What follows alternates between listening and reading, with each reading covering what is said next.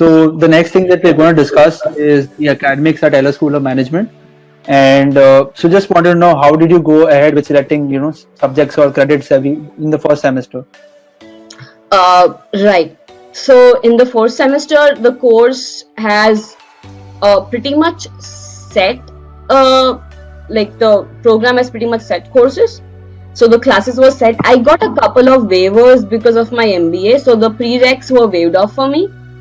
But we did have 5 fixed courses throughout the semester, and there were 2 prereqs which were one was in the first half accounts and one was in the second half stats.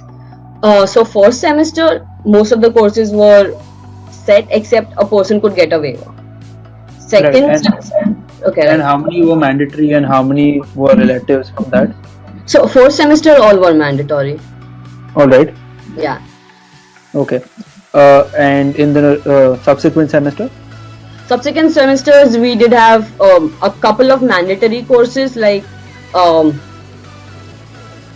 would say no. Third semester we had Java. Second semester we had Business Foundation in IT, and a couple of them, but just a couple of them as mandatory ones. Most were electives in the second semester and the third semester. Right. And any electives you definitely recommend students to take at Ella? Eller is known for BI, so if someone is looking to be in that domain, BI, the very basic BI is not that difficult at all. But what happens is, if you are into data and highly inclined towards BI, because it sells like hotcakes over here in the US, data especially. So in the third semester, you can again build up on that data mining, and there is big data. So if those courses are there, you get 2 courses can give you concentration in that subject. So if you take 2 courses, you get concentration in BI. If that's something that you are meant for, then please go ahead with these courses. I didn't take it because I was not that skilled at technical stuff to do those courses, but it's definitely a benefit. Right. And any professors you recommend to not take courses under, or any courses that you should not take?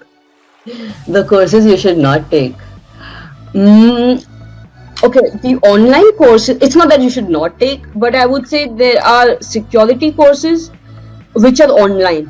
Now, depends how you would look at it. There are consulting companies, PwC, Deloitte, which require security or risk management. For those courses, if that's the thing that person is looking for, absolutely take those courses. The courses, I say it depends, is because if you are not at all into it, it might not be a value add. But other part to it is it's a guaranteed A. So if someone is struggling with GPA, these courses are an easy A. It's half a semester and everyone just gets in it. Right.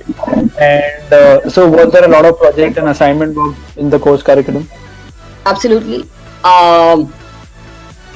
Projects were basically MIS course is structured in a way that every class you work with a real client, and it's not that they just assign you a client, but they help you, they don't interfere much. You are talking directly to the client as if you are working for the client.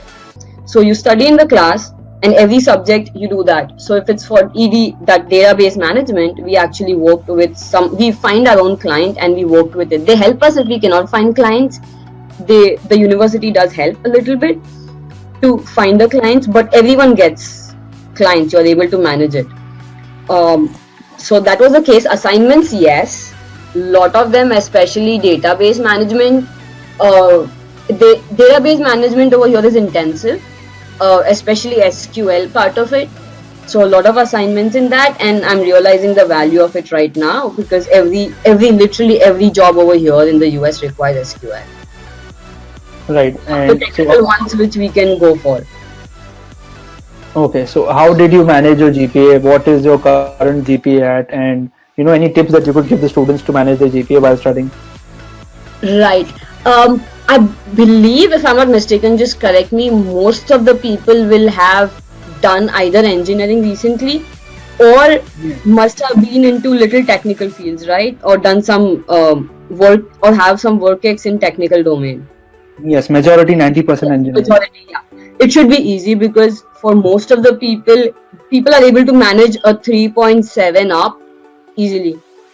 It's intensive, but people are able to manage because it probably, I don't know how it works, but most of the people are.